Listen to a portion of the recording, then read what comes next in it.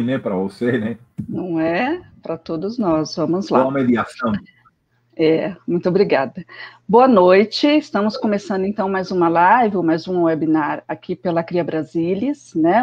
Hoje a gente tem a honra de ter um convidado especial, né, diferente, o assunto que vai tratar com a gente, embora seja sobre atividade, mas sobre uma outra ótica. Estava aqui conversando com ele nos bastidores, já temos aqui algumas curiosidades, né, sobre o trabalho dele. O professor doutor Felipe Chibaz Ortiz, eu pronunciei certo? Esqueci de te perguntar. Sim. Obrigada. Ele é representante para a América Latina e Caribe da Unesco, né, dentro de um conceito que ele vai trabalhar aqui com a gente, que é da ideia de Cidade Mil. Ele é também professor na USP e tem trabalhado com algumas coisas relacionadas a tecnologias e o conceito de criatividade, tem mais de 23 livros escritos. Esqueci de comentar que a gente estava falando aqui nos bastidores, né, que como bom cubano, ele é um salseiro também de mão cheia e tem feito outras coisas, né, e trabalhado aí em algumas vertentes ao longo da sua carreira, da sua jornada.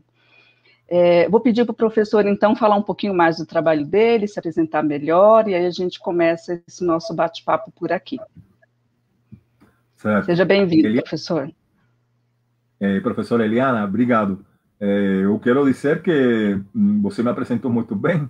Acho que até falou de um detalhe, né, que é a salsa, né? E como você comentou, né, eu sou professor, sou de origem cubana, sou já também naturalizado brasileiro, levo bastantes anos morando aqui. Tive a oportunidade de fazer meu mestrado e meu doutorado na USP e depois fazer, por concurso, a livre docência, e hoje sou professor livre docente. Também, bom, leciono em várias unidades, entre outras na ECA, no Instituto de Psicologia, no PROLAN também lecionei, né? Também leciono no SEACOM da USP e no PCG de USP também pertence a ESALC, né? Uhum. Sou autor de livros, entre outros aquele que nos convoca hoje, que é esse aqui, que se chama Criatividade, Inovação e Empreendedorismo, que vai ser agora publicado em português, né? E que é criatividade, inovação e empreendedorismo para as startups, para as empresas. E hoje, como todos sabemos, estamos ante um grande desafio, né? Que é o desafio precisamente de superar a pandemia com empreendedorismo.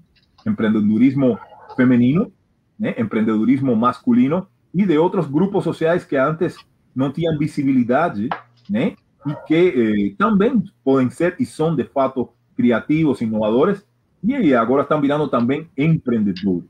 Bom, ante todo esse vamos dizer assim, essas situações, né? Temos que dar uma resposta prática, não apenas ficar na teoria.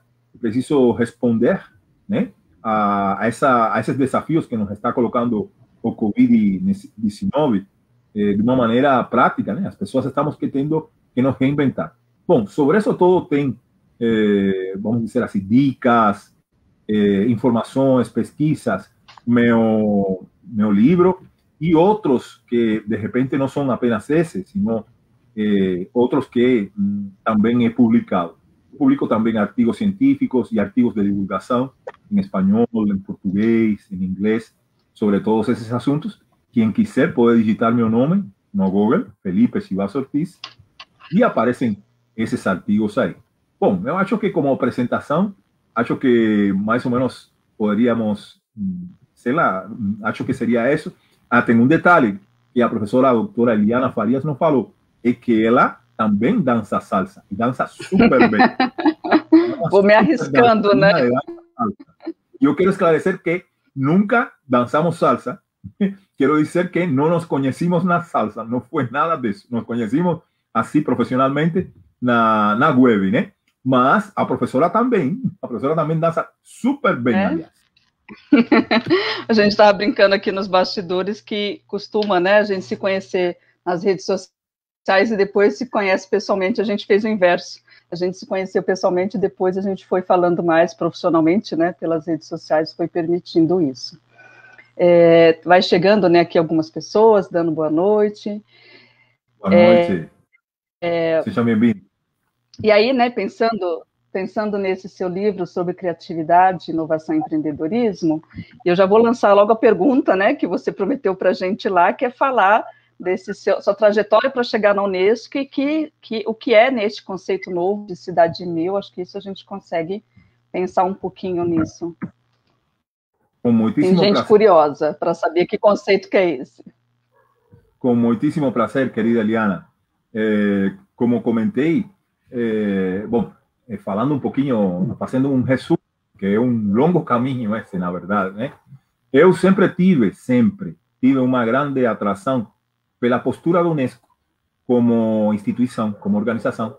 Desde que eu morava no meu país, sempre eu ia na biblioteca da Unesco, lá no meu país, sempre me preocupava pelos indicadores, pesquisas, e nos meus livros, nos primeiros livros que eu publiquei, eu me lembro, um dos primeiros livros que eu publiquei, eu sou poeta também, sou escritor de literatura não científica, né? Eu tenho livros científicos, livros técnicos e livros de poesia, contos, etc., né? Então, os livros, o primeiro livro técnico que eu publiquei, que se chama assim, Criatividade mais Dinâmica de Grupo igual Eureka, que na época foi best-seller em toda a América Latina. Esse foi o primeiro livro que eu publiquei. E esse livro que eu publiquei, né, eu também cito a Unesco. No primeiro livro que eu publiquei. Quer dizer, meu vínculo com a Unesco é de longa data, né? E sempre foi um sonho meu poder me vincular, né? Trabalhar em essa entidade.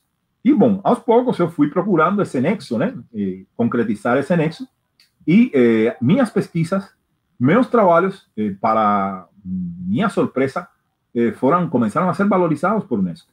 Eu tenho duas linhas de pesquisa que hoje são bastante reconhecidas por Unesco. Uma é das barreiras culturais à comunicação e criatividade, no qual nós até formatar uma metodologia de 20 modalidades de barreiras culturais, que hoje se utiliza, pelo Brasil afora, e não só pelo Brasil afora, se utiliza em muitos países, incluyendo España, Portugal y países de América Latina también, etc. Y esa, oye, por ejemplo, sobre eso se escriben en los 4 continentes, sobre las barreras culturales a comunicación, ¿eh? Que es un concepto, una conceptualización que hicimos de ese asunto, da mi autoría. Esa metodología de las 20 barreras culturales a comunicación y da creatividad, hoy faz parte da metodologia que utiliza, recomenda a Unesco para a solução de conflitos culturais e para todo um conjunto de coisas. Resolução de conflitos culturais, desenvolvimento da criatividade e da inovação, né? Para empresas de tecnologia e para organizações de outro tipo. Por exemplo, nós temos uma pesquisa muito, muito interessante que fizemos para a BPW, Business Professional Woman, em nível de Brasil, e agora estamos fazendo essa mesma pesquisa, vamos começar a fazer para o mundo inteiro, em parceria, né? Unesco Mil Alliance e, em este caso, a BPW, Business Professional Woman. A Business Professional Woman reconhece ou reúne as mulheres empreendedoras, todas as mulheres empreendedoras, em todas as áreas.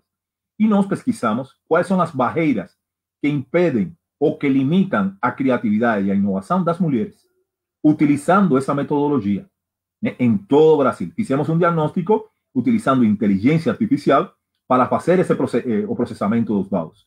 Isso deu resultados muito interessantes e que permitem, de maneira prática, modificar a atuação das mulheres empreendedoras no Brasil. Então, isso todo abre um leque de possibilidades importantes. Falando dessa pesquisa e desse ponto, aproveito para convidar a todos. Amanhã, vamos estar amanhã, terça-feira, falando junto com a secretária de Direitos Humanos e Cidadania sobre esses assuntos, sobre esses assuntos especificamente sobre essa pesquisa e outros assuntos. Vamos estar falando com ela, que é a secretária de Direitos Humanos e Cidadania, a senhora Cláudia Carleto, sobre esse assunto, né? que ela é a secretária desse tema na prefeitura de São Paulo. E vai estar também a Vânia Torres, que também da assessoria de imprensa da prefeitura de São Paulo. E vamos estar também com a senhora Verônica Jarnik, a minha colega em UNESCO. Y vamos a estar conversando sobre esos asuntos en un webinar que acredito va a ser bastante interesante. De hecho, aprovecho la oportunidad para hacer un convite para quien quisiera se aprofundar en las cuestiones de género, emprendedurismo para las mujeres, y va a ser en homenaje al Día de la Mujer, ese evento de mañana. Bueno, no sé si esclarecí, si respondí a pregunta con respecto a mi aproximación con UNESCO. Ahora faltaría hablar un poco, né, Eliana, sobre el concepto de la ciudad de mil. Eso. Bom, o conceito da cidade mil, bom, já falei que eu meu vínculo com a Unesco vem pelas minhas pesquisas, pelo reconhecimento que eu tive através de esses livros. Tem, por exemplo, esse outro, né, falando agora da cidade mil, se chama From Smart Cities to Mile Cities, né? Vision, Metrics Inspired by UNESCO Visions. Esse livro aqui, esse outro, foi organizado por mim e pelo professor Mitsuro Yanase, foi publicado pela USP, com apoio da Unesco, e também um livro recomendado pela Unesco. Esse livro e esse outro aqui, também da minha autoria, com um conjunto de autores de capítulos de mais de 14 países. O outro tem 20, esse tem 14, autores desde a China, Rússia, Estados Unidos, Inglaterra, e claro, também brasileiros, cubanos, etc. Né? Esse outro aqui se chama Marketing, Comunicação, Tecnologia e Inovação nas Cidades Mil. Está em português e em inglês. Ambos, os últimos que mostrei, estão tanto em inglês como em português. E esses livros, depois, se quiserem, quem tiver interesse, posso passar os links para se informar, para comprar, quem queira comprar, ou ver um fragmento dos mesmos na plataforma Academia ou no site do Unesco, tanto faz. Esses livros são recomendados por la Unesco para o desenvolvimento de novas cidades.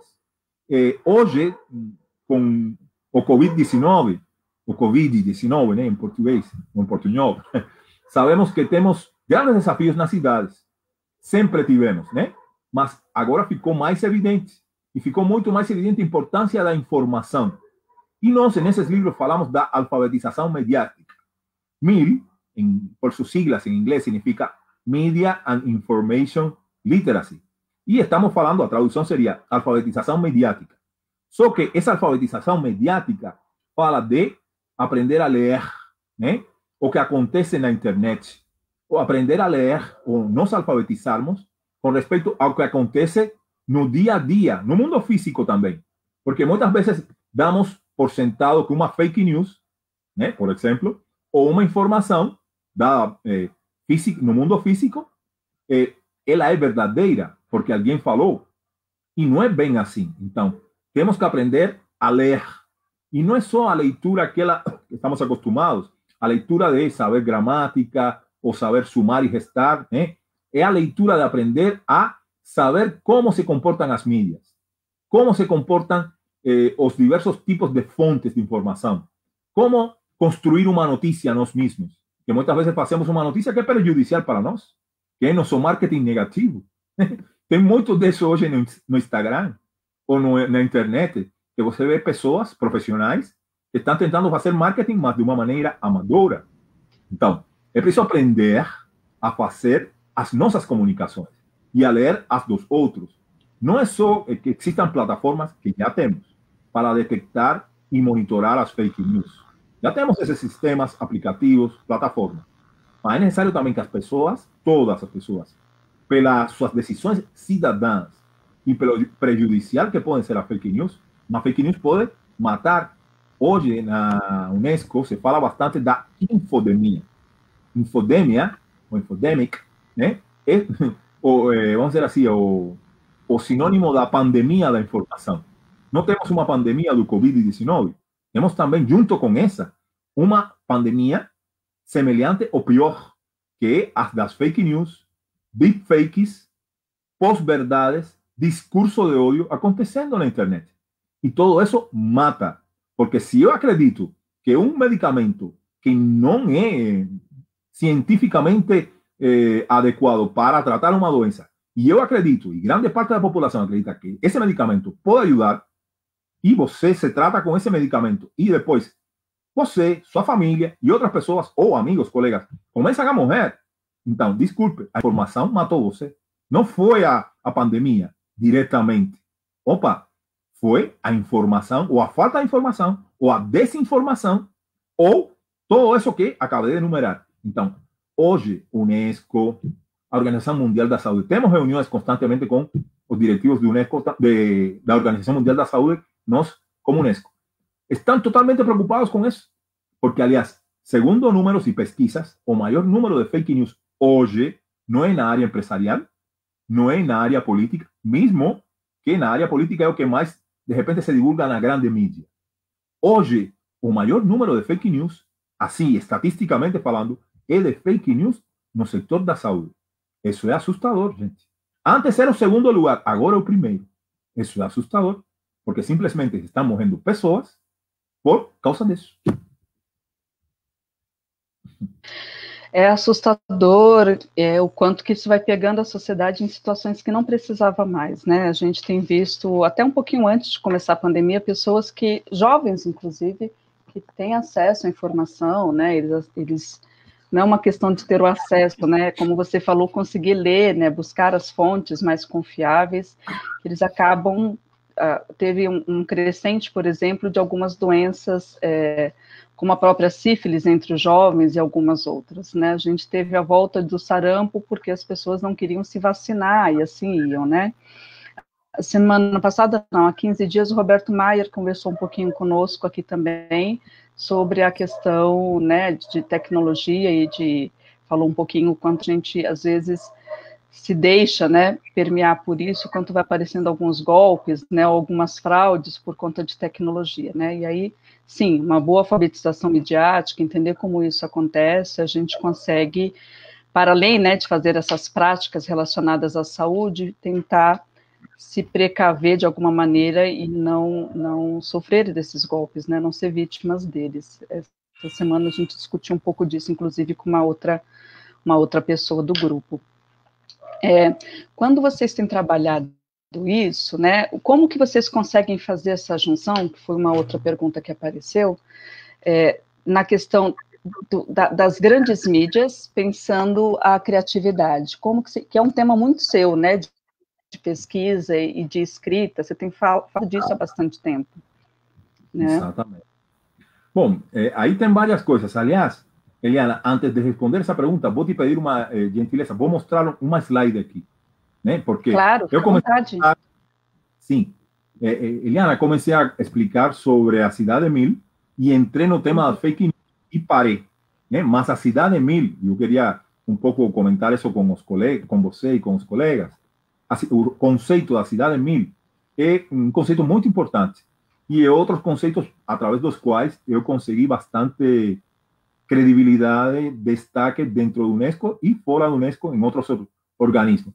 O conceito da Cidade Mil é um conceito de Unesco, não um conceito que eu elaborei.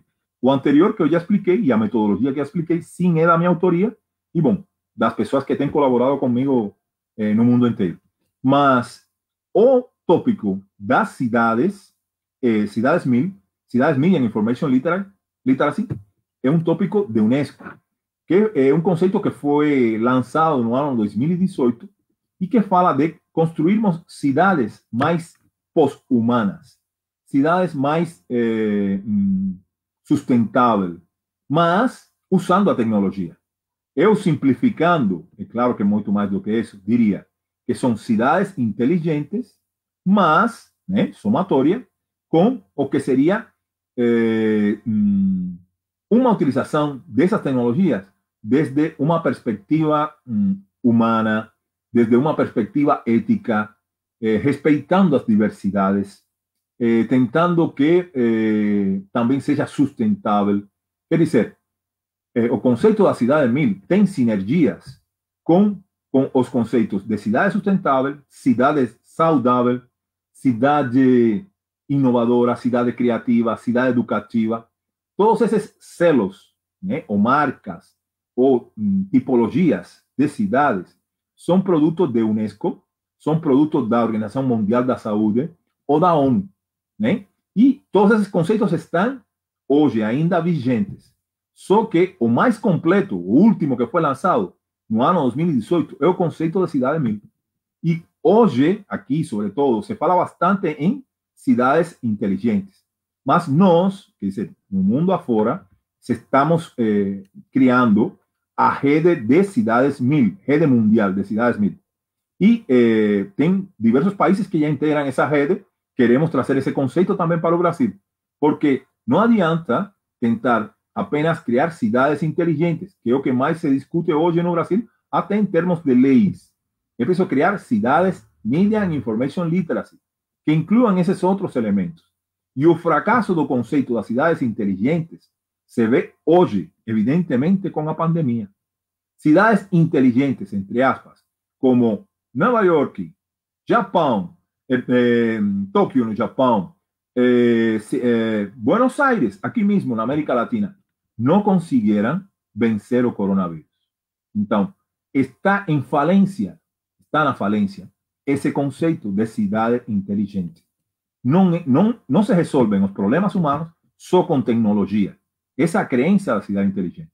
Mesmo que agora tem alguns adendos no conceito, mas como pendurando coisas e se mantém aquele conceito de que a inteligência artificial vai resolver tudo. Não é por aí. É necessário, sim, não estamos negando, as novas tecnologias, incluindo inteligência artificial, data mining, etc. Mas utilizar essas tecnologias em função de todas as classes sociais, de todos os grupos e também dos grupos vulneráveis.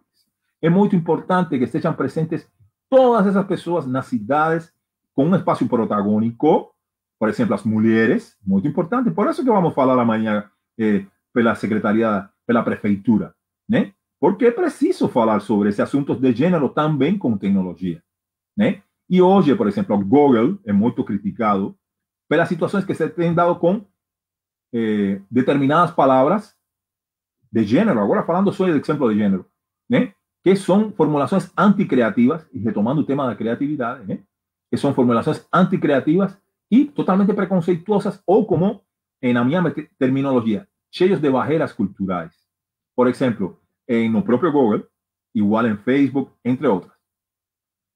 Se levantaram no ano passado em um conjunto de termos que eram, vamos dizer assim, quando você digitava, por exemplo, a palavra, um exemplo bem concreto, a palavra lésbica, começavam a aparecer imagens de mulheres nuas e mulheres em posições mais do que eróticas.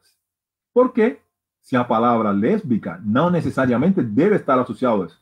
Então, as pessoas que programam e fazem algoritmos nessas grandes gigantes de internet e startups, temos também as estatísticas aqui em São Paulo, as startups de São Paulo, que a maioria são sempre integradas por homens.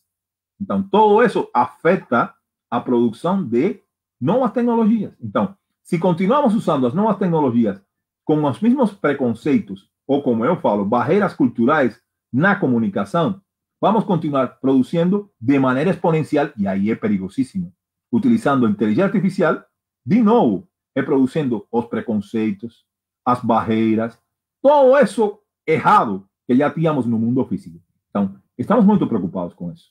Muitíssimo preocupados com a utilização da inteligência artificial de maneira estúpida e de maneira absurda, repetindo as mesmas coisas. Então, é preciso usar as novas tecnologias de maneira nova, de maneira criativa, com um novo empreendedorismo, com inovação social.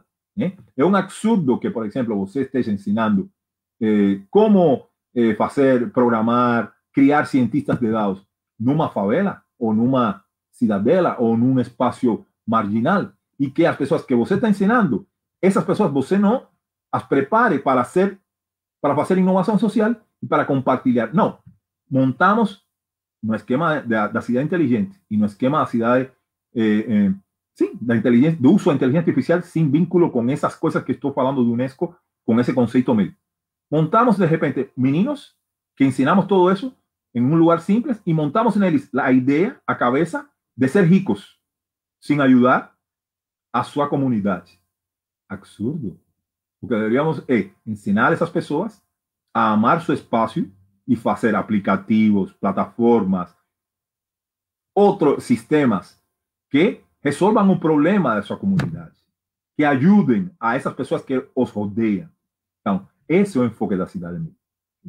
Vamos tentar realmente fazer o uso das tecnologias para todos os gêneros sexuais. Fazendo a ressalva que, segundo o Facebook, temos 65 gêneros sexuais.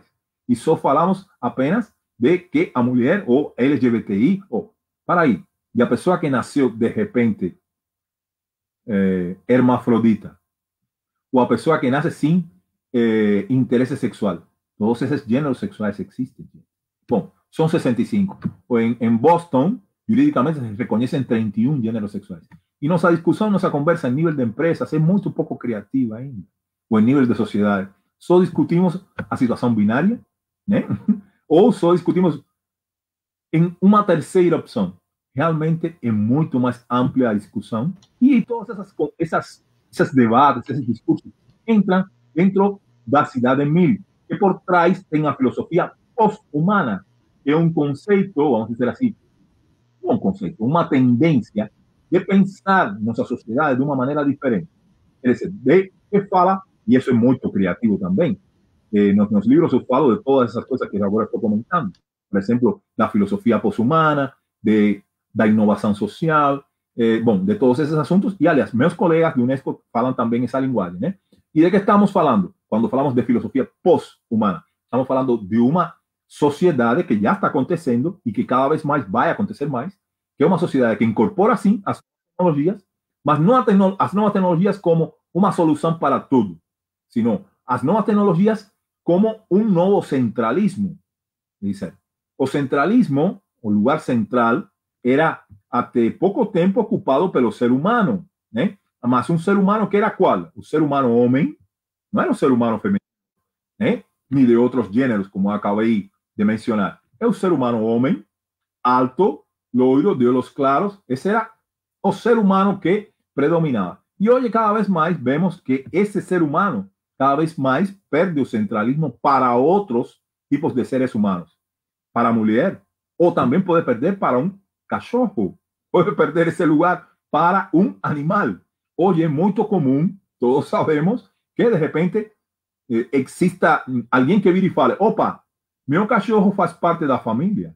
Quer dizer, não temos mais a família nuclear que antes tínhamos, temos agora uma família pós-humana, que pode ser integrada também por cachorros, macacos, bom, pelo animal de estimação que esteja dentro da família. E quando falece esse animal de estimação, pode crer, se sente como se fosse um familiar para muitas pessoas hoje, né? E às vezes até mais que um ser humano. Então, desculpe, estamos vivendo num mundo pós-humano que é integrado por esses novos centralismos. Quer dizer, tecnologia, natureza e o ser humano.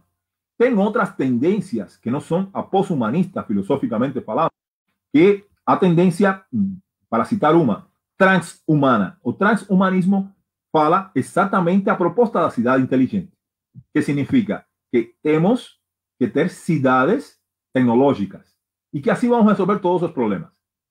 Faço a ressalva, como faz, por exemplo, diversos, o Nick Bostrom e outros pensadores, né, que falam de que temos que tomar cuidado com a inteligência artificial. Igual, eu falo também um pouquinho mais, não só com a inteligência artificial, sino com todas as novas tecnologias e para usá-las em bem realmente do ser humano, da natureza e com respeito até pelas novas tecnologias. Hoje se fala, segundo essa filosofia pós-humana, de que pronto teremos aqui presentes robôs com uma inteligência que pode ser até superior, né, ao do ser humano. Não sei se vocês lembram, mas o computador Blue venceu ao melhor jogador de xadrez na época, Garry Kasparov, e disso fazem já mais de 20 anos. Então, imaginem todo que evoluiu já a inteligência artificial. Mas, mais uma vez, temos que ter essa inteligência artificial sobre controle, como falam muitos empresários, não só pesquisadores, e que é preciso ter esse espaço no mesmo nível. Tecnologia, seres humanos e natureza, nesse equilíbrio. Esse processo todo é muito criativo, Eliana. Todo isso é muito inovador, aliás, também, que são coisas diferentes. Se quiser, podemos também falar um pouquinho sobre isso, sobre a diferença entre criatividade e inovação, o que não fica muito claro em muitos textos e para muitos autores. Hoje, muitas pessoas falam que praticamente é a mesma coisa. Não é. São etapas de um mesmo processo. Ok. Tem algumas perguntas, inclusive já tem pedido contato seu para alguém conversar contigo depois sobre esses assuntos, né? Por favor, depois alguns trabalhos aqui de repente. Com o maior prazer. Sim, sim. Tem a Solange e o Roberto, que está aqui conversando um pouquinho com a gente, né, falando o quanto isso é assustador, desses preconceitos com tecnologia, né, a gente deixou ali um textinho bem resumido, né, da ideia da Cidade Mil, e aí, completando, né, o que você falou, eu vi em algum lugar, eu não lembro agora onde foi, uma leitura bem rasa que eu acabei fazendo, que o pessoal, acho que do Facebook fez, né, nessa ideia de inteligência artificial, eles tinham preparado, acho que 2 computadores com uma linguagem, uma programação muito avançada, deixou eles rodando, e aí acho que eles desligaram esses 2 computadores, porque essa inteligência artificial criou um outro idioma para conversar com outro computador, e os humanos não estavam conseguindo fazer, né, de novo, eu não li um texto muito grande, foi uma coisa muito rasa, mas eu achei isso muito interessante, né? Então, entender que a tecnologia ajuda muito, mas também precisa saber como trabalhar, né? Onde inserir, o que fazer, e fazer, usando a tua primeira fala, né? De fazer essa leitura mais crítica, né? Do que a gente consegue trabalhar nesse sentido, né? Seguindo, e aí acho que aqui foram... Eliana, só complementando o que você falou, esse fato que você acabou de comentar aconteceu em Facebook 3 anos atrás. Isso. 2 computadores, bots, começaram a conversar entre eles numa linguagem que os programadores que criaram esses robots não entendiam. E eles, Facebook, desligou os 2 robots porque eles não sabem sobre o que estavam conversando. Isso é super perigoso. Quer dizer, e significa que esses robots podem ser criativos. Quer dizer, esses conceitos que tínhamos antes, de que o robô é uma máquina que me segue e tal, não, para aí. Com o desenvolvimento da inteligência artificial e outras, vamos dizer assim, tecnologias, não é só inteligência artificial. Hoje podemos ter robots, e temos robots que dirigem uma orquestra junto com Andrea Bocelli. Isso existe hoje. Não estou falando do futuro, já existe. Hoje temos robots que são capazes de escrever, sabe? É claro, com um algoritmo, com uma programação, mas que são capazes de escrever e criar coisas. Não é até pelo momento, no nível de um ser humano. Mas, veja bem, vendo isso em perspectiva e em evolução, vai chegar um momento, eu acredito, como fala, por exemplo, o próprio Ray Kurzweil, né, que no ano, segundo ele, no ano 2030, inteligência artificial e inteligência humana, né, vão se fundir. Isso pode chegar a acontecer. Hoje, por exemplo, falando da presença pós-humana, e claro, estamos falando de coisas muito polêmicas e muito o futuro, né? Só a Deus pertence, né? Mas hoje temos pessoas que têm no seu próprio corpo, né?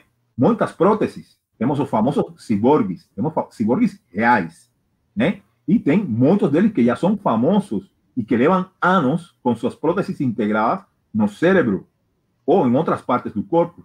Temos pessoas que não têm as 2 pernas e que são capazes de correr com maior velocidade que os seres humanos que nascimos e temos as nossas extremidades completas.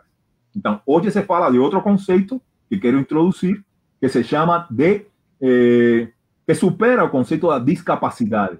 É o conceito da diversidade funcional. É um conceito de um filósofo francês e que hoje está sendo bastante discutido, não é aceito ainda nas grandes instituições mundiais, como UNESCO e na WHO, é decir, na World, é decir, a Organização Mundial da Saúde, mas já se discute bastante hoje nos grandes espaços científicos sobre a discapacidade. Se fala que a discapacidade é um conceito que fala de que te falta capacidade, certo? Discapacidade, prefixo dis. Ou quando falamos de deficiente físico, né?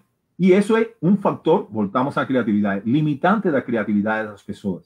E limitante também da forma que enxergamos essas pessoas. Num mundo pós-humano, essas pessoas vão ter seu espaço que, de repente, ainda hoje não tem. Né? Por isso se fala da cidade mil. Né? Quer dizer, essas pessoas também merecem, não só apenas os negros, não só apenas os indígenas, ou as mulheres e outros grupos vulneráveis. precisam de, com novas tecnologias, também os deficientes estão presentes. Por exemplo, sabia, não sei se vocês sabem, mas que no Brasil temos 45 milhões, repito, 45 milhões de pessoas, o 25% da população, que tem discapacidade ou, de alguma maneira, deficiência física, ou, na minha linguagem, na nossa linguagem que usamos nesses espaços, falamos de diversidade funcional. Pessoas que são diversas. São 45 milhões de brasileiros, gente, e que muitas vezes não vemos. Por quê? Porque estão escondidos nas suas casas, porque não são levados para a escola, bom, etc, etc, etc. E isso leva a que essas pessoas fiquem dependentes das pessoas, entre aspas, normais, e muitas vezes são objeto de abuso, e não só abuso sexual, sino às vezes objeto de abuso psicológico. Psicológico mesmo, sim. E então, e essas pessoas... Psicológico mesmo, né? Exato. E essas pessoas... E tem, por exemplo, o Banco Bradesco, que está muito preocupado com isso. O Banco Bradesco tem implementado novas tecnologias para que essas pessoas consigam abrir sua conta por si mesmas. Não apenas, por exemplo, a pessoa que tem diminuição auditiva ou visual, possa ter acesso por si mesma, não com a ajuda de alguém, a essas, a abrir uma conta e tal. E muitas dessas pessoas têm sua própria fonte de renda. E como não existiam essas tecnologias que agora eu estou comentando, pós-humanas, né, muitas vezes não conseguiam ter sua independência, sua vida. Então, hoje nos preocupam essas coisas, porque essas pessoas têm direito a esses espaços, devem ter, sim, vamos dizer assim, tecnologias que ajudem a que isso aconteça, né? Então, mas percebe o olhar da cidade mil, não é o olhar da cidade inteligente. Para aí, a cidade inteligente, eu quero ter um apartamento super chique, que eu chegue e não tenha que usar a chave, fale e se abre a porta. Essa é a cidade inteligente. A cidade mil é outra história. Vamos usar, sim, a tecnologia para beneficiar esses 45 milhões de brasileiros que estão nas suas casas ou que estão limitados. Vamos usar as novas tecnologias, sim, para todos, mas também eles. Vamos usar as novas tecnologias para que as mulheres tenham mais mulheres nas startups. Por que é importante que as mulheres estejam nas startups? Primeiro, porque é mais criativo. Quando você mistura pessoas diversas, você sai muita mais criatividade. Para a empresa, para a startup, para os clientes, as soluções. O empreendedorismo também, porque aí sai outro empreendedorismo. Não é só criatividade. As mulheres saem empoderadas, saem mais líderes, né? Bom, de aí isso influencia o quê? A política. Então, as mulheres partem para, de repente, ter liderança política também. Não são empreendedoras. Estamos vendo aí a Luísa Trajano. Por que a Luísa Trajano é escutada e ouvida? Porque ela chegou a ser uma grande empreendedora, uma grande liderança. E com isso, ela consigue espaço político, mesmo que ela não quer ocupar vamos dizer assim, uma liderança política formal. Mas ela exerce poder político. Porque quando ela fala, os políticos escutam e toda a sociedade escuta. Percebe? Então, precisamos mais Luísa Trajano. Precisamos mais mulheres na sociedade. E precisamos mais de todos os grupos. Então, a cidade mil tem que trabalhar por isso, usando as novas tecnologias. E não se trata só, para aí, eu vou ter agora um condomínio de luxo em um bairro X, que pode ser pago só por X pessoas, para que essas pessoas estejam lá morando em um novo gueto, que é uma cidade inteligente, que de repente tem umas árvores aqui, umas árvores acolá, e não é esse o conceito da cidade mil. É outro conceito, muito mais criativo, muito mais inovador e empreendedor, a minha maneira de ver. Tem algumas coisas que eu acho que vai completando o que você vai falando, né? Esses dias eu estou conversando com outros colegas, a ideia de que na nossa sociedade, ou pelo menos na nossa sociedade brasileira, tem uma coisa de que, olha, fulano estudou fora, né? Isso vem desde muitos anos, né? Não é de agora, isso vem desde a nossa época dos barões do café, que fulano estudava fora. Ok, que a gente não tinha educação aqui, e a educação brasileira estava oscilando, né, em termos de qualidade, de tempos em tempos, para a gente não ficar entrando aqui em questões de política. Mas a Solange está comentando aqui da educação tradicional feminina, né? O que me parece é que algumas pessoas vão formatando essa educação social para que vai muito mais reproduzindo algumas coisas do que em outras soluções, né? Não me parece que a gente tem que correr de tecnologia, até porque isso é impossível. Acho que o Roberto fala isso em algum lugar, que a gente tem leitores de sensores, né, automático para todos os lados.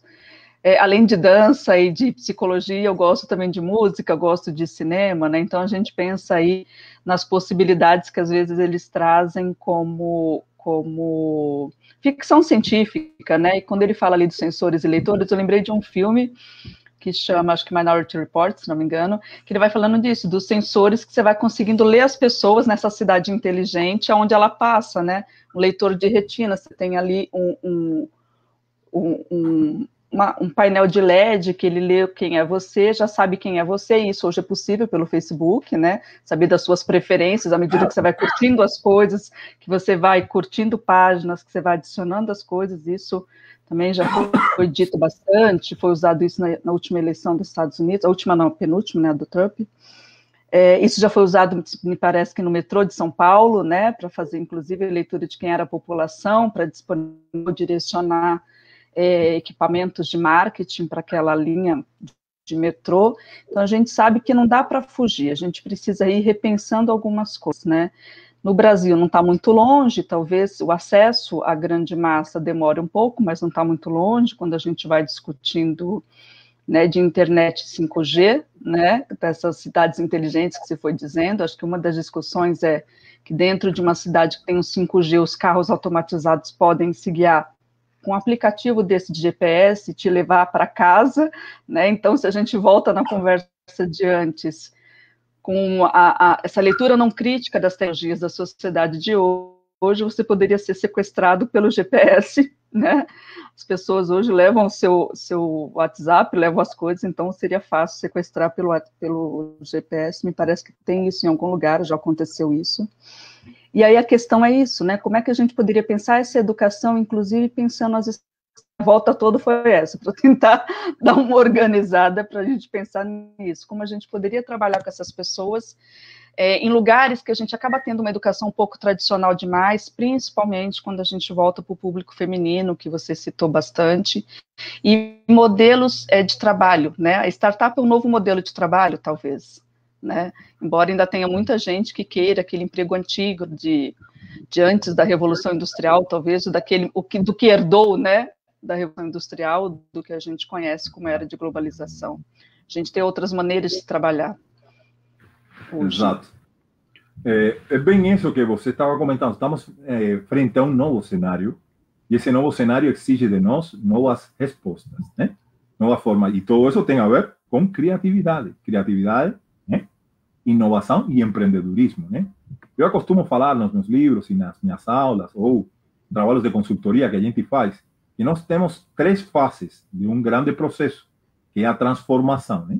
A primeira, a criatividade, que se refere ao processo de gerar ideias novas, né? Seja individualmente ou em equipes, né?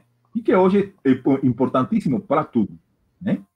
Temos depois uma segunda fase, que pode ser a inovação, que é a concretização dessas ideias em um produto, num serviço, num objeto, né? Que pode depois vir a ser comercializado em larga escala, que, entre aspas, a terceira fase é a fase de empreendedorismo. Só fazendo a ressalva que tem empreendedores que não são inovadores nem criativos, e vice-versa. Tem criativos, pessoas muito criativas, como Tesla, né? O famoso e grande Tesla, que não tinha senso para os negócios. Quer dizer, não era um bom empreendedor, o Tesla. Ele chegava até a fase de inovação. Ele foi criativo, inovador, concretizava, né? O grande Tesla, né? Suas ideias na Sérvia, né? Ele era sérbio, né? Eu tive a oportunidade de ir na casa dele, lá em Belgrado. Adorei. É uma das coisas que mais tenho gostado de fazer na vida, né? E que hoje é um museu, lá em Belgrado, a casa onde ele nasceu. Então, o grande Tesla, né? Não era uma pessoa que soubesse fazer negócios, fechar contratos. E teve muitas pessoas, entre outras, Thomas Alva Edison, que também foi um grande criador também, grande inovador e grande empreendedor, as 3 coisas, ele foi. Mas que era uma pessoa que parece que não tinha muita ética, né? E, segundo dizem, né? Isso temos muito. É o que contam, né? E ele pegou ideias de Tesla e formatou como contrato, e até sua morte, o Tesla pleiteava isso com o Thomas Alva Edison, que era um grande empresário, e como você sabe, na justiça também o poder do dinheiro também pesa, né? Então, Tesla nunca ganhou esses processos, né? Bom, falando isso, e agora, nesse novo contexto, eu acho que temos que ser, no contexto pandêmico e pós-pandêmico, que claro que vamos ultrapassar essa crise, né? Evidentemente temos que nos reinventarmos, ter novas ideias, sermos criativos. Temos que ser também inovadores, procurar, todos nós, às vezes, novas profissões, novas fontes de renda, novos negócios, todos nós, né? Novas formas de realizar nossas entregas, nossos delivery, que pode ser um livro, por exemplo, no meu caso, ou uma consultoria. Mas agora temos que procurar novas formas de fazer. O livro impresso, de repente, caiu, né? Porque as pessoas não têm como ir na livraria, ou mesmo com a entrega de livro física, né? Não temos, vamos dizer assim, esse fluxo que tínhamos antes, né? Só hoje estão predominando as grandes editoras, estão, entre aspas, retrocedendo, mas estão crescendo também, entre aspas, as médias editoras, mas médias editoras em determinado nicho. Não é como aquela editora enorme, como a Cultura, como outras, que eram capazes de ter um amplo leque. É aquela editora média ou mediana, né, em um nicho específico. Quer dizer, o mercado mudou. Então, os escritores, os autores, né, os professores, pesquisadores, têm que se reinventar e fazer de outra forma. Seja através de Amazon ou outras formas de e-books, etc., fazer cursos à distância. Estou colocando só o exemplo desse segmento de educação, mas assim em todos. Temos que ser todos mais criativos, mais inovadores e mais empreendedores. Eu acho que é uma coisa que vai estar marcando todo esse período. Por isso esse livro aqui é tão importante, porque está falando disso todo no período atual. Como ser mais criativo, como ser mais inovador e como ser mais empreendedor frente aos desafios que hoje temos. E acho que é necessário sim ter conceitos, é necessário ser uma base, mas é necessário também partir para a prática. Fazer todos esses conceitos que acabamos de falar agora. Criatividade, inovação e empreendedorismo na prática. E mostrarmos isso de uma maneira bem diária, cotidiana, porque hoje as fontes de renda normais, entre aspas, estão de alguma maneira mudando. Os professores, o mercado de professores, né, a educação, né, infelizmente, está sendo bastante prejudicada, sobretudo falando das universidades privadas, escolas privadas, né, e, bom, as públicas também, mas falando, a meu ver, esse setor das privadas, né, está sendo bastante prejudicado. Então, igual outros setores, então temos que nos abrirmos às novas profissões, né, às novas formas as novas habilidades e competências. E agora eu misturo todo isso que falei de criatividade e inovação e empreendedorismo com a cidade 1000. Temos que, no meio dessa pandemia, construir uma cidade que nos ajude a ter habilidades e competências para ler a realidade de outra forma. Se eu consigo enxergar de forma crítica quais são os desafios da minha cidade, eu consigo ser mais criativo, mais inovador e mais empreendedor. Se eu consigo, de forma crítica, ter uma leitura mais adequada dos veículos de internet, de como fazer meu marketing na internet, se eu consigo fazer essa leitura, eu com certeza tenho mais chances de desenvolver competências criativas, inovadoras e empreendedoras. Então, todo isso que estou falando, né, nada está desconectado uma coisa da outra. Por isso, eu tenho livros de diversos assuntos, mas todos têm um núcleo comum. Criatividade, inovação e empreendedorismo está conectado também com as barreiras, porque se você tem muitas barreiras culturais na sua mente, você dificilmente vai ser criativo, inovador ou empreendedor. Se você tem menos barreiras e consegue ser mais criativo, inovador e empreendedor, você consegue também direcionar esse fluxo para fazer também inovação social, empreendedorismo social, e conseguir também modificar seu bairro, sua comunidade, ou, de repente, toda a cidade, ou contribuir com a cidade, né? Que interessante seria propor soluções, por exemplo, agora, nessa situação que temos de pandemia, para que, de repente, pessoas que têm baixa renda ou não têm agora acesso à renda, que também consigam fazer, né, um negócio colaborativo. Né? Não só pensar, eu quero me salvar bom, sim, ótimo, claro. Mas por que não nos reunimos e fazemos algo conjunto que dê resultado para todos? Né? E hoje tem pessoas que pensam assim. A própria Luísa Trajano, um exemplo. Que diz, não é preciso ser alguém, vamos dizer assim, que de repente seja de uma situação financeira desfavorecida ou vice-versa, ou muito favorecida. Esse pensamento que eu estou propondo pode ser de todos, desde as pessoas mais favorecidas até as pessoas menos favorecidas. E, repito, tem empresários hoje muito preocupados com isso e procurando, mesmo nessa situação atual, aliás, mais ainda, porque acordaram, produto da pandemia, começaram a se preocupar e enxergar coisas que antes não enxergavam. Então, é preciso, sim, dar espaço nessa cidade mil com novas tecnologias para esses novos pensamentos, essas novas formas de agir dentro das empresas, essas novas formas de crescer. Eu acabei de participar agora, no mês passado, de um evento do Bradesco, né, que era dedicado precisamente a todos esses assuntos que acabamos de falar. Eu palestrei sobre esse assunto, sobre a cidade mil, para o Bradesco, e teve a maior acolhida do assunto. Em outra época, vocês poderiam pensar, opa, um banco preocupando-se com esses assuntos da cidade mil e da responsabilidade social, etc, etc, etc. Bom, todos os que palestramos nesse evento, não sou eu, todas as outras pessoas que palestramos, estavam falando de cada um com sua linguagem, seu tema específico, etc., sobre esses tópicos que acabamos de abordar.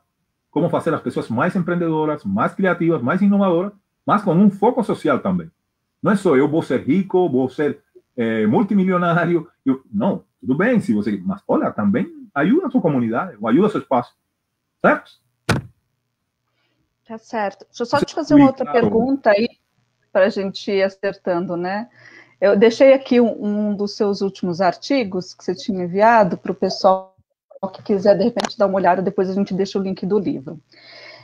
Dentro dessas pesquisas que você vem realizando, imagina, no Brasil e em parcerias, né, em outros países, o que você tem percebido que seja a maior barreira, pensando a criatividade voltada, né, para as mídias e pensando aí nas cidades mil, que de repente a gente pode pensar ou repensar aqui no Brasil? Vou responder. Nós temos hoje, no mundo inteiro, não só no Brasil, Eliana, grandes desafios, né? E esses desafios, às vezes, se traduzem em barreiras, né? Uma é as grandes empresas de internet estão, de alguma maneira, suplantando as empresas tradicionais de mídia, né? Hoje, por exemplo, o Grupo Abril, o Grupo Globo, não tem a mesma força que tinham antes da existência de todas essas novas empresas que nós conhecemos, como Facebook, Google, etc. Essas empresas que eu acabei de citar por último, hoje têm mais poder, por exemplo, podem influenciar as eleições. Como você me citou, as eleições e processos selectivos como o Brexit na Inglaterra. Todos sabemos que aconteceu na Inglaterra, né? A saída da Inglaterra da comunidade europeia, que foi influenciada pela utilização do Cambridge Analytics, que é um sistema, né, que, associado a Facebook, conseguia mapear os perfis psicológicos das pessoas e, em cima disso, construir o quê? Um bombardeio de informações para que essa pessoa mudasse de opinião e se inclinasse a favor do Brexit, quer dizer, da saída da Inglaterra da comunidade europeia. Gente, isso é muito perigoso. Esse mesmo sistema foi utilizado nas eleições dos Estados Unidos, nas penúltimas eleições, como você também citou. Isso é muito perigoso. Então, resumindo, né? E bom, se usou em muitos outros espaços políticos. Incluso o próprio Trump, nessa última eleição, né? Todos sabemos que ele usava Twitter e Facebook para se comunicar, incluso para o assalto à própria Casa Branca. E isso foi, vamos dizer assim, proibido, quer dizer, ele foi proibido usar essas redes sociais. E quando ele foi silenciado, imediatamente o poder dele acabou. Praticamente. Foi? Não se ouviu falar mais dele. Gente, isso ilustra o quê? O que eu estou querendo dizer com isso? Toda essa explicação. Temos um grave desafio hoje, que se abram os algoritmos, se transparentem a forma de trabalhar dessas grandes empresas de internet. É preciso ter essa transparência. Isso implica fatores éticos, morais, e é um grande desafio. E muitas vezes isso pode ser um limitante, respondendo a sua pergunta, da criatividade. Temos outro fator, outro grande desafio em nível mundial, que é o desafio de que as empresas tradicionais de mídia têm, mais uma vez, perdido espaço para esses gigantes de internet, mas também, por outro lado, os anunciantes, pessoas, es decir, pessoas jurídicas, que anunciavam antes na mídia tradicional, estou falando da TV, rádio, etc. Imaginemos agora, Grupo Abril, Grupo Globo, etc. Perderam muitos dos financiadores. O que significa isso? Que essas mídias tradicionais também cada vez mais ficam dependentes de esses financiadores que ainda ficam e, bom, perdendo espaço de novo para essas outras mídias. Esse é outro grande desafio também, para crescermos em criatividade. Como vamos imprimir livros, por exemplo, se esses grupos estão perdendo espaço? Esses e outros que poderia concitar. Outro grande desafio que pode ser também um limitador da criatividade, é que precisamos dar espaço e voz para todos esses grupos vulneráveis que eu já citei antes. E que muitas vezes, com o discurso de ódio que existe, e é uma realidade hoje na internet, vemos o quê? Que se tenta limitar o espaço para esses grupos, muitas vezes. E é toda uma situação bem, vamos dizer assim, desafiadora conseguir manter esses espaços. Então, e é preciso, sim, manter esses espaços, porque contornando essa barreira ou tirando essa barreira que é com esses grupos, teremos mais criatividade. Por exemplo, se pensamos, e deve ter seu espaço, que esses grupos devem estar dentro das empresas, comenzamos a modificar a estructura das empresas. Y, aliás, no apenas estar dentro de las empresas como con un espacio subalterno, sino con un espacio de destaque, de lideranza. Eso es muy importante. Y eso es válido para las mujeres, mas es válido también para los negros, es válido también para los indígenas, es válido para las personas con discapacidad o con diversidad funcional, como nos falamos, es válido para todos.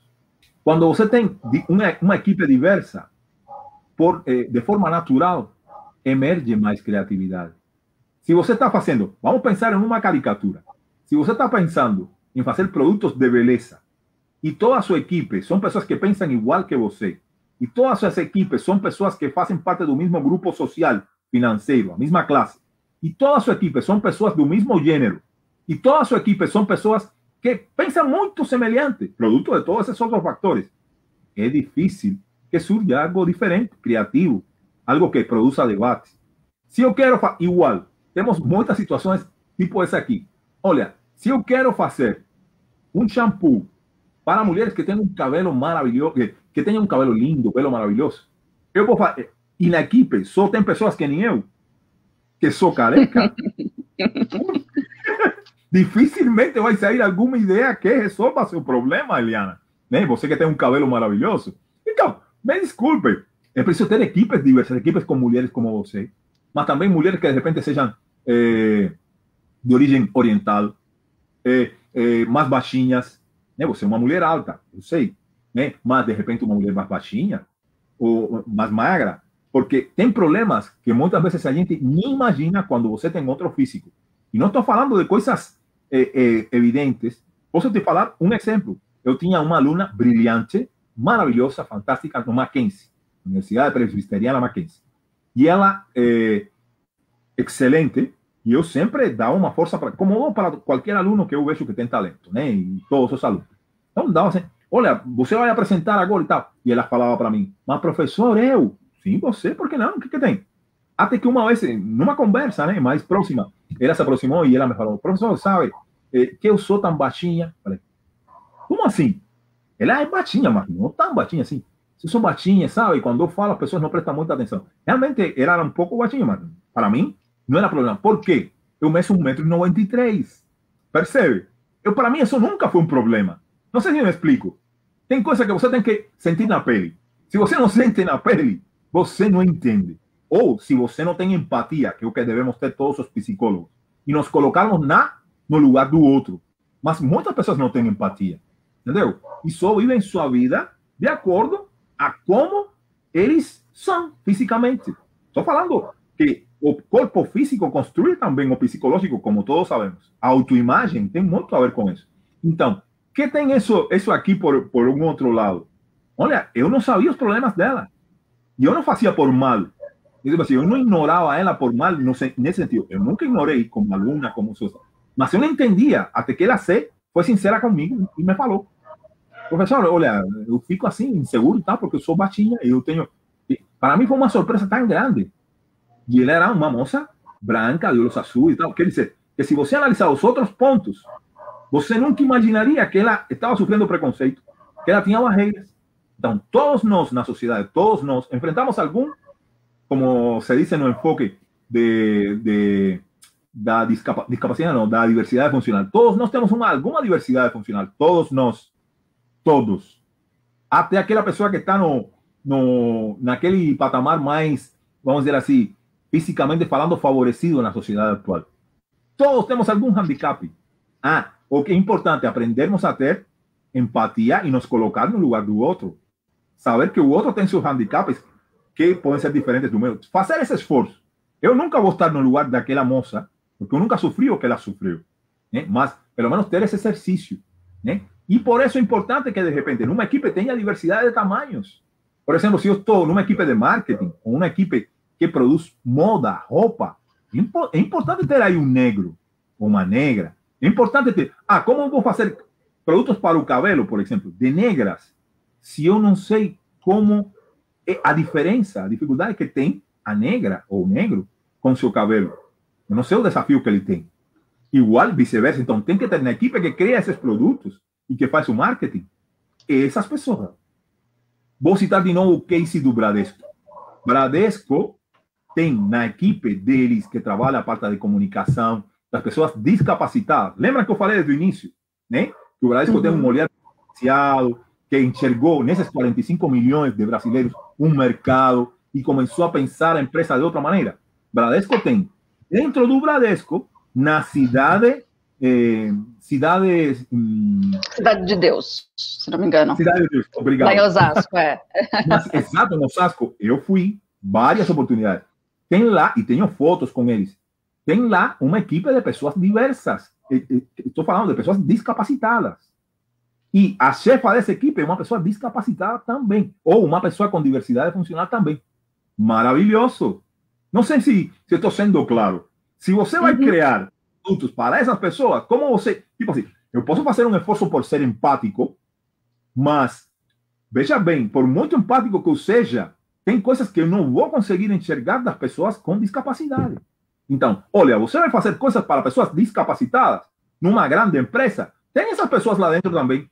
Não só para fazer o marketing, não só para montar, de repente, uma propaganda linda, bela, maravilhosa, como fazem muitos bancos, como fazem muitas empresas aí, né? Para mostrar que, de repente, nesse, vamos dizer assim, nesse vídeo ou nesse publisher, né? Você tem essas pessoas. Não, tem essas pessoas dentro da empresa, dentro da organização. E não só isso. Tem essas pessoas ocupando espaços de liderança. Essa moça que eu estou citando agora é uma moça, não vamos falar de nome para não, mas é uma moça negra, sim. Tá? Uma moça negra com dificuldades visuais, né? E, bom, é a líder dessa equipe. E as outras pessoas que estão dentro também têm algum tipo de dificuldade. Desculpe, eu fiquei maravilhado quando vi isso. Então, é assim, não é só para fazer, de repente, um comercial no qual apareça, de repente, um negro, ou apareça uma mulher, e não é isso, como fazem hoje a maioria das empresas. E isso não se trata. Se trata de ter isso dentro, e ter isso, de verdade, como filosofia de trabalho, como cultura organizacional, e fazer, então, que realmente a cultura organizacional toda mude, e aí os produtos e serviços dessa empresa, de forma natural, mudam, são mais criativos, mais inovadores, mais empreendedores, e num sentido social, como estamos falando agora, que propõe a Cidade 1000 de Unesco. Ok. Fortalecendo este grupo, né? Eu não consigo nem acrescentar, porque eu achei que foi perfeito. Você foi falando, eu fui pensando alguma coisa para acrescentar, mas você já foi dizendo, né, o restante. eu acho que talvez reforçar isso mesmo, né? Que talvez dentro, quando a gente não considera essa subjetividade do outro, essa realidade do outro, a gente não consegue enxergar que há barreiras, né? Independente de qual seja as questões, né? Da sua ex-aluna ou da sua aluna, tinham ali questões que a gente não conseguiu ver e que criou uma barreira dela, de repente, se comunicar melhor, ou mesmo de desenvolver melhor essa criatividade dela, né? Eu acho que é isso, acho que as perguntas que foram aparecendo para mim, eu fui te fazendo, você foi respondendo outras direto, né? Eles estão pedindo aqui contato do livro, deixei Sim. aqui o contato do grupo da CriarCom e deixei aqui aquele link que você mandou de um artigo que saiu no finalzinho do ano, né? Saiu ano passado, que fala também desse conceito da cidade de mil. Para quem está nos assistindo, né, ou vai ver esse vídeo depois, o Felipe, ele está marcado aqui, a página dele, tanto do Facebook, né, nessa chamada de vídeo, e ele também foi marcado lá no Instagram e lá no nosso LinkedIn, então, ele é bastante atuante no LinkedIn, mandem mensagens que ele vai responder, né, na medida do possível, né, que for tendo aí um espacinho, um tempinho, e para quem precisar, né, de contato dele para e-mail, essas coisas, depois pede a gente mandar no privado, né, para não deixar aqui, a não ser que o Felipe não se incomodar e a gente deixa para tirar dúvidas, né, e participar, de repente, deixar, para já fazer também, reafirmar o convite, que você tem uma outra apresentação amanhã, né? Exato. E eu, bom, aproveitando o gancho, quero dizer, mais uma vez, já comentava antes, né, porque de repente surgiu na conversa, amanhã vamos estar, e vou passar depois para você, Eliana, porque não consigo, não sei por que não consigo escrever aqui no chat, estou tentando e não consegui, incapacidade minha, tá? Eu não sou, vamos dizer assim, eu sou um homem que falo muito do mundo online, mas eu tenho minhas limitações, minhas barreiras. Né? Imagina, então, foi a primeira vez neste site, mas está tudo certo. Você é muito gentil, Eliana, sempre e sempre será. Mas seguindo, respondendo, né? Amanhã vamos estar, né? E posso passar depois para você, de repente, para compartilhar. Vamos estar no canal Facebook de Unesco Mil Alliance, desculpem, falando precisamente sobre esses assuntos de gênero. Vai ser uma live, desculpem, Niro, ou um webinar, na verdade não uma live, um webinar, né, com a participação de 4 speakers, falando sobre os problemas de gênero, em homenagem ao dia, ou ao mês, na verdade, o mês da mulher. Então vamos estar falando sobre os problemas de gênero e como construir uma cidade mil, né, as propostas para construir uma cidade mil. E para isso vai estar falando representantes da Prefeitura de São Paulo e representantes de Moscou, né? Então vamos poder ter também esse comparativo, o que é muito interessante, esse diálogo, de ver culturas diferentes, formas de pensar diferentes, criatividade diferente, porque soluções diferentes surgem para cada país. E às vezes podemos aproveitar uma solução que foi implementada em Moscou, ou vice-versa, eles podem aproveitar uma solução que foi criada em São Paulo ou em outro estado. No caso, vai ser a Prefeitura de São Paulo e a professora Verônica Yarni, de Moscou, e minha colega Unesco, que vai estar abordando esses assuntos. Eu vou estar mediando o tema, né? E vai estar presente a senhora Cláudia Carleto, que é a secretária de Direitos Humanos e Cidadania da Prefeitura de São Paulo. Vai estar também a assessora de imprensa, a senhora Vânia Torres, da Prefeitura de São Paulo também.